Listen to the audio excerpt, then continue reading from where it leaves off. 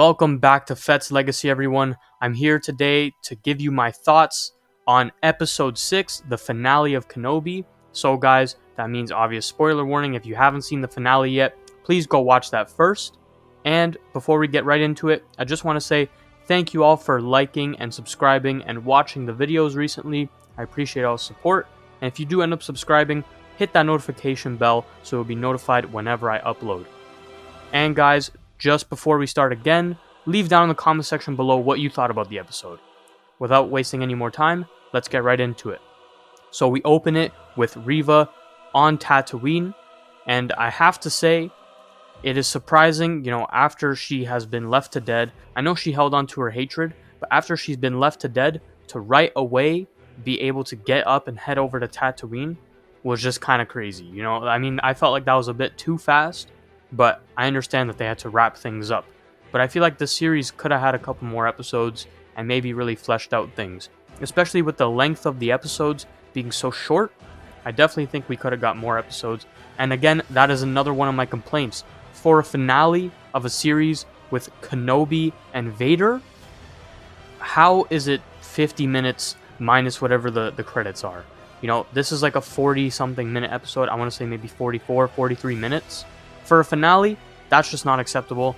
Not that it was a bad episode, I just feel like way too short. Anyway though, she is, now trying to find out where Owen is. We cut back to Vader chasing down the rebels, and Kenobi is on the ship talking to Roken, and they need more time to fix it.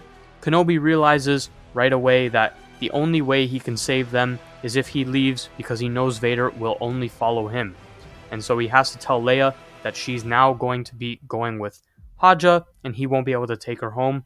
She's obviously sad by that, but this is kind of what had to happen. I really like young Leia, but we cannot have her be a main part of the finale, when it's supposed to be, especially about Vader and Kenobi, for the most part. Owen learns of Reva showing up for Luke, and they head home, and we see him and Aunt Beru now planning to protect Luke when she eventually does come at night. And I do want to say, guys, that I really did like Aunt Beru and Owen. I love their dynamic, how, especially Aunt Beru, how she was ready to fight. She doesn't want to leave home. They start pulling out their blasters and they get ready. That was a great scene. Cut back to Kenobi with Leia. He gives her Tala's holster, kind of, showing that she will be a great leader, a great fighter, and, obviously she does become the leader of the rebellion in the future. So, that was a really cool scene, and yeah, like I said, Leia was great. She ends up slipping him Lola, and he tries to commune with Qui-Gon, but gets no response. He talks to Roken, tells him he will be a great leader and to continue on, so I feel like we might see him in a future series, something to do with rebellion, with the rebels, and maybe he will be a leader for them. Then we see Kenobi go off on the side in an escape pod, or like a smaller ship, and the Grand Inquisitor is telling Lord Vader they have to stay on the rebels. This could destroy their entire system in one go. They're about to get them, but Vader, he's very focused on Kenobi. He cannot drop the pass, and he does end up telling them to chase Kenobi. So they turn all of it towards Kenobi, and Vader says he will face him alone. Vader ends up going to this planet, and Kenobi is already there, and we see that he has Lola. As Reva shows up on Tatooine at the Lars homestead, Vader shows up to fight Kenobi, and he lands. And we see Kenobi standing there, and as Vader approaches, he does his famous stance of Form 3, and this was definitely a callback to not only just, Kenobi in the prequels, but even his stance in Rebels fighting Maul. I thought it was great. There was a lot of Rebels callbacks in this episode, which was just absolutely phenomenal. And I just want to say the dialogue in this episode was so cool. Vader says, "Have you come to destroy me, Obi-Wan?" And Obi-Wan says, "I will do what I must," just like episode 3. And Vader says, "Then you will die," and goes right at him, which was just crazy. I was freaking out. It was such a crazy episode, guys. And the duel was actually crazy. Vader and Kenobi were going at it big time. I don't think I've ever seen Vader be this fluid with his motion. And I'm pretty sure it was Hayden in the suit, so that would make a lot of sense. But Vader was very limited by the suit. So I didn't think we'd ever see Vader doing these kind of moves. But I mean, it was so cool to see them just going at it, and the duel was crazy. My one complaint about the duel was that it just, like, the camera work was very disappointing. It was a lot of shaky camera. It was definitely held by a person, and in my opinion, this was just the wrong decision for a lot of the scenes.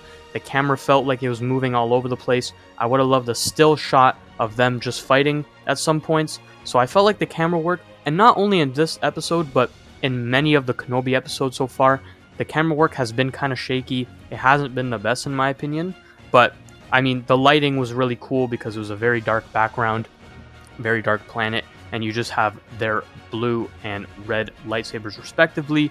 And I mean, it was really cool to see. I just think the camera work was just not good enough.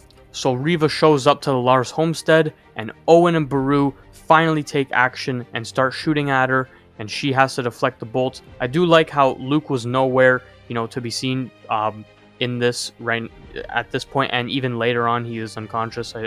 So he doesn't end up seeing a lightsaber, so that does keep up with canon, which was really good because anyone getting chased by a girl with a red lightsaber, that would definitely stay in your mind. We cut back to Vader and Kenobi, and we definitely see, Kenobi has a lot of his mojo back, a lot of his power back, and he's definitely remembering a lot of his old moves, a lot of the stuff he had in the Force, and he even tries to throw a giant rock at Vader, and, he says, "Your strength has returned." But, I mean, this was just a crazy scene. Vader says the weakness still remains, and he starts flinging boulders at Kenobi, kind of like what he was doing to Luke in Empire Strikes Back, and they get back to dueling. Again, guys, just a crazy scene. And then Vader throws some more rocks at him and literally crushes the entire ground, just destroys it all below Kenobi. And, I mean, it would have been funny if he said, "Now I have the high ground." I was kind of hoping he would, but he's just standing over Kenobi in this giant hole, and he starts throwing giant boulders at him and ends up, crushing him below all of that, thinking that he is dead. But Kenobi is not dead. Kenobi is, he's still clutching onto his life, using the Force to block them all. And, Vader thinks it's over, and he starts to walk away. But really, Kenobi is still down there. He's having flashbacks. He's getting this PTSD of everything that happened with him and Anakin. And then he starts to remember what he's really fighting for, which is the future, which is Leia and Luke, and remembering he still has to go save Luke.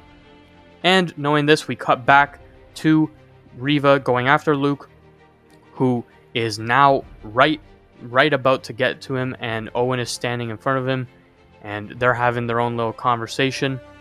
Owen trying to defend his family, but obviously he's no match for a Force user with a lightsaber, but he does put up a pretty good fight. Eventually she gets in and takes out Beru as well, and Luke ends up running away with Reva on his tail. So then it's back to Kenobi, and he is, like I said, remembering everything he's fighting for, and he breaks out of the rubble and goes back after Vader. Vader, thinking it's done, does not realize that Kenobi has survived and sneaks up on him, and just at the last second turns and blocks his lightsaber, which was a really good scene. Then Kenobi sends Vader flying back with the Force after a couple swings with the lightsaber, and in one of the coolest scenes I've ever seen, especially with Kenobi, he raises a bunch of giant boulders around him, and kind of imagine like Rey lifting the boulders in The Last Jedi kind of thing, like with all of them around her, and he just sends them flying at Vader, one by one, absolutely hitting him, no mercy really, and Vader is just getting destroyed by the rocks, getting hit, but he doesn't feel it, and he goes right back after Kenobi, and they continue their duel, with Reva now chasing Luke through a small, canyon as he's running away. And we see now Kenobi and Vader dueling. They get up close and personal, and Kenobi goes right for his center console with all of his, his mechanics, and so he takes out Vader's life signatures and his, consoles in the middle of his chest, which has always been something he has had to protect, and Kenobi actually finally got it. They continue on their duel, and then he hits him in the back with his lightsaber, and we can see clearly that Obi-Wan is in the driving seat now. He's definitely winning the second half of this duel, and he jumps up, and as you know, probably the most predictable thing that was going to happen in this show, I'm sure everyone knew this was going to happen, he slices off half of Vader's mask, so we can see half of his face, and with sparks flying everywhere, again guys, I will say, you know, this show had some of his issues, and even though this was the most predictable thing that could have happened in this episode, you cannot tell me that this wasn't the best scene in the entire series. In my opinion, Vader, with half of his mask destroyed, talking to Kenobi, was some of the best Star Wars I've ever seen personally. It was so great. Kenobi says, "Anakin," as we see Vader stand up, and you can see the blue tinge from Kenobi's lightsaber on Hayden's face, and he says, "Anakin is gone. I am what remains." And Kenobi starts to tear up, and you know, we really see that he's going through the emotions right now, and he apologizes to Anakin for everything. And again, you see the blue on his face, kind of representing that Anakin is still in there. He's deep down. The good in him is still there, and he's still trying to reach out. I really do think that Anakin was really trying to get out here, but Vader keeps pulling him back to the dark side. He says, "I'm not your failure, Obi-Wan." And he says, "You didn't kill Anakin Skywalker. I did." And then we see his red lightsaber go up closer to his face with that blood red all over his face. We see his Sith eyes right back in full force, and it really signifies that Darth Vader is fully evil at this point. And you can see he's kind of smiling. You know, with half of his mask on, you can see he's smiling. He likes to see Kenobi in pain. This is bringing him joy. And Vader, you know, struggling to breathe and, you know, walking towards Kenobi.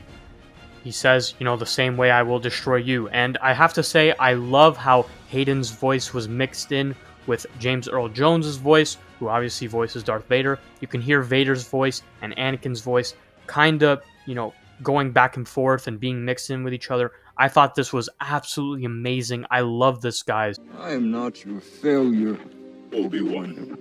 You didn't kill Anakin Skywalker. I did.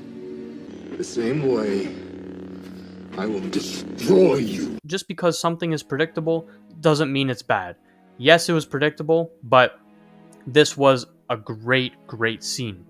And then Kenobi says, "Then my friend is truly dead," and says goodbye as he leaves, and says Darth. Doesn't even call him Darth Vader, doesn't call him Anakin anymore. He really believes he is dead.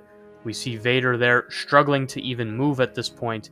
He's been destroyed, and he screams out Obi-Wan, giving kind of callbacks to Darth Maul on Tatooine, screaming Kenobi. And you know he wants to continue the fight. Honestly, he would have been ready to die at this point. Vader has always been waiting for someone to kill him. Anakin was waiting to die at this point after Padme's death. But, you know, Kenobi just ends up leaving and leaves Vader there, waiting and standing there. And that was the end of their duel. And I do have to say, guys, a fantastic duel. Fantastic, you know, lights with the sabers. Fantastic dialogue. I do have to say my only complaint, again, is the camera work was not good enough. And the music. I felt like they really had an opportunity here to use some of the classic Star Wars music, and it just wasn't used well enough. And I felt like that's been an issue with the whole series, again with the camera work as well. And yeah, that's just one of my big gripes. Just not enough classic music. I would have loved some Duel of the Fates, some Battle of the Heroes going on. And it just wasn't enough of the great music that we know and love with Star Wars. So Reva knocks out Luke unconscious and finally captures him as Kenobi heads to Tatooine to save him. And Reva is about to kill him to get revenge, just like what Anakin did to her and her friends, but she cannot bring herself to do it. She cannot bring herself to be like Anakin. She can't kill him. Kenobi arrives on Tatooine and he's looking for Luke with Beru and Owen, and finally Reva shows up carrying Luke and brings him to the family and Kenobi as well. Owen and Beru take Luke, and Kenobi talks to Reva as she is breaking down, saying, you know, am I like him? Am I like Vader? And Kenobi says, no, create your own path. And I will say, I thought Reva was really good in this episode. You know, overall, in the series. I didn't like how much she was using Kenobi, but I didn't mind her character. I thought she had some decent character progression, even though it was pretty predictable. But yeah, I thought she did some really great acting. Moses Ingram is clearly a good actor. But yeah, I don't know how I feel about her surviving, and I'm definitely sure we will be getting another series with her in it now. That's definitely what I predicted.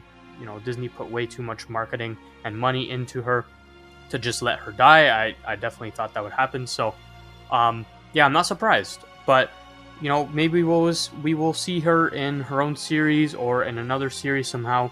But guys, then we flash back to Vader's castle on Mustafar, and I instantly knew we were going to get him talking to the Emperor, which was so cool because you guys know I predicted we would see the Emperor in this episode, and we finally did. Ian McDiarmid comes back to play Emperor Palpatine, and I mean, in my opinion, he looked really great. Definitely one of the coolest cameos in all of Star Wars, and just him talking to Vader was so great. And he says, "You're chasing Kenobi too hard. You can't give up your past." And he's done this before. He said this in the comics, and he knows that Vader is very focused on his past. And this was a big thing with most of the Sith. When you were a Jedi before and then turned to the Sith, you still have that good in you. You still have that conflict. And so Palpatine says, if you can't move past the past, and Vader instantly right away steps up and says, "I only serve you. I will forget about Kenobi, and I will keep moving on with the Empire," which is obviously the most important thing. And we get the Imperial March playing in the background, which was great. And finally hearing some of that classic music, which we haven't heard enough of. But yeah, seeing Palpatine was great. This makes sense for when he says, "When I left you," because he definitely could have kept going after Kenobi and eventually would have got him again. Vader's biggest worry always was being replaced by Palpatine. And, he always knew that Palpatine was testing him and looking for others who could best him. Although Vader was pretty much irreplaceable until Luke came along. That's the only person that he really felt like could replace him, and he was very scared of that. But once he knew that, Palpatine might be disappointed or may start looking for replacements, he instantly will drop anything like that as to not be replaced. We then cut to Leia on Alderaan with her holster and her boots, looking like some, classic Leia. And I really like that. It was really cool. We then get Kenobi landing, and he has his moment with Bail and his wife, and then has his own moment with Leia. So he doesn't end up erasing her memory or anything, and she remembers him very well, even calls him Obi-Wan at the end, and, they hug. So, I mean, he does say that we have to keep our identities hidden, or it could, endanger us in the future. So that could explain a very formal message to Kenobi. But it doesn't really explain when he dies, and she has zero reaction in A New Hope. So that's still not explained. That's still kind of annoying, based on the canon. But Obi-Wan packs up all of his belongings from the cave and starts to leave. He goes by the Lars homestead and tells Owen he will keep his distance. But Owen, realizing that it might be good to have a Jedi protector around with someone as important as Luke, with Reva just showing up and doing all of that. So he asks him if he wants to meet him, and we finally get the famous line, "Hello there." And I mean, this was just really cool to see, and he eventually gives him the little toy ship that he has in A New Hope. So this was great. And I mean, I wasn't sure if they were going to do it. I was kind of expecting it, but we then see Kenobi riding on his Eopie, and we finally see Qui-Gon Jinn. Liam Neeson has come back for the role. We see Obi-Wan's master finally somehow he's found out a way to manifest himself in the Force as a Force ghost. So this does bring up some questions for the future and why we never saw him. But I was so happy to see him. He calls him Master Qui-Gon, and he says you weren't ready to see. So I think until Obi-Wan finally gave up trying to control everything, trying to protect Luke all the time, trying to not really let the Force flow through him and just kind of be one with the Force and let the Force do its thing.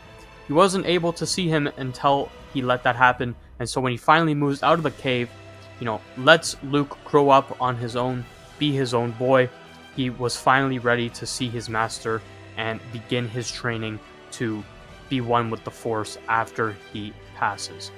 So guys, I mean, that was really great, a really great episode. Again, my only complaints were the length. It was just too short, especially for a finale.